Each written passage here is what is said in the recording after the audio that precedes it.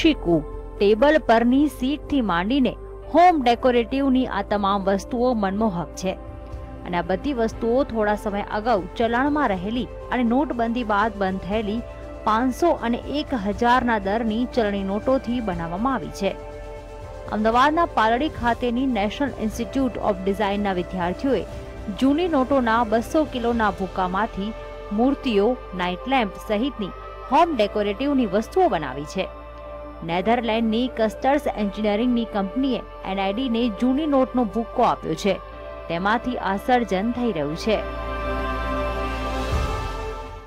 કસ્ટર્સ કરીને કંપની છે નેધરલેન્ડની, એને ક્રશ કરે છે. ક્રશ કરી અને આ બધું બળતણ તરીકે જતું રહે છે. હવે આ પહેલી વાર આ કંપનીનો પ્રયાસ છે કે એનઆઈડી સાથે રહી અને કઈ રીતે એનો ઉપયોગ થાય અને કઈ રીતે એને જે બળતણ તરીકે અત્યાર સુધી જે ઉપયોગ થઈ રહ્યો છે એ બળતણ તરીકે ન થાય અને ફરીથી એને એનઆઈડીને આપી ડિઝાઇનર દ્વારા કે ડિઝાઇનર સ્ટુડન્ટ દ્વારા કે અમારા થકી કઈ રીતે એને ડિઝાઇન વેલ્યુ આપી ફરીથી આ નોટોની વેલ્યુ આપી શકાય, એ અમારો પ્રયાસ છે. અગાઉ પણ એનઆઈડીના વિદ્યાર્થીઓ વેસ્ટ વસ્તુમાંથી બેસ્ટ બનાવવાની અનેક ચેલેન્જ સ્વીકારી ચૂક્યા છે. ત્યારે હવે જૂની નોટોને નવું સ્વરૂપ આપવાનું કામ ઉત્સાહથી કરી રહ્યા છે અને તેમણે તૈયાર કરેલી વસ્તુઓ દાદ માંગી લે તેવી છે.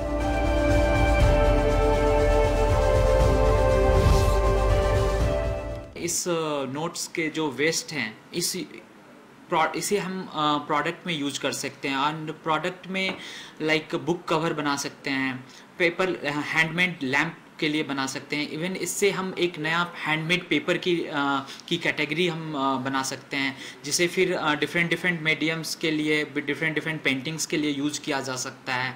और इसके और भी प्रोडक्ट आइडियाज़ अभी हम लोग जनरेट करने में लगे हुए हैं. एक्चुअली डीमोनेटाइजेशन के बाद सारे लोगों का यही सोचना था कि इन रिजेक्टेड नोट्स का होगा क्या एक्चुअली.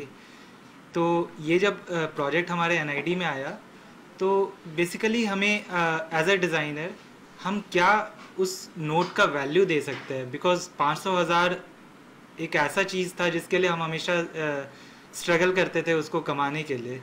आज वो एक वेस्ट के तरह हो गया है, बट एज अ डिज़ाइनर हम उसको किस तरह से वैल्यू दें, तो वो हमारा प्राइम इम्पोर्टेंस था. हाल तो નેધરલેન્ડની કંપનીએ 200 કિલો જૂની નોટનો ભૂક્કો આપ્યો છે, પરંતુ જરૂર પડે તે વધારે ભૂક્કો આપશે અને એનઆઈડી પણ મે મહિનામાં નેશનલ લેવલની કોમ્પિટિશનની તૈયારીમાં લાગી ગયું છે.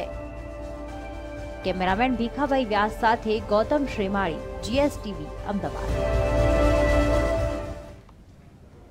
સમાચારોમાં અત્યારે બસ આટલું જ. આપ જોતા રહો